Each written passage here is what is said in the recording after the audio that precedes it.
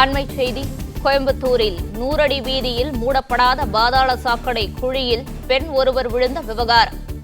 பாதாள சாக்கடை குழியை முறையாக மூடாமல் சென்ற ஒப்பந்ததாரருக்கு ரூபாய் 50,000 அபராதம் விதித்து கோயம்புத்தூர் மாநகராட்சி உத்தரவிட்டுள்ளது.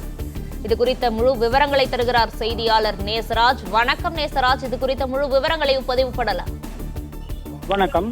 கோவை காந்திபுரம் 100 அடி சாலையில் பாதாள சாக்கடை பணிகள் செய்யப்பட்டன. 10 நாட்களுக்கு முன்பாக மாநகராட்சி அதிகாரிகள் அந்த சாக்கடை பாதாள மூடியை மூடாததால் அங்கு வந்த ஒரு பெண்மணி கீழே விழுந்து காயமடைந்தார். உடனடியாக அந்த பகுதியில் உள்ள பொதுமக்கள் அந்த பெண்மணியை அழைத்து தனியார் மருத்துவமனையில் அனுமதிக்கப்பட்டு சிகிச்சை பெற்று வந்தனர்.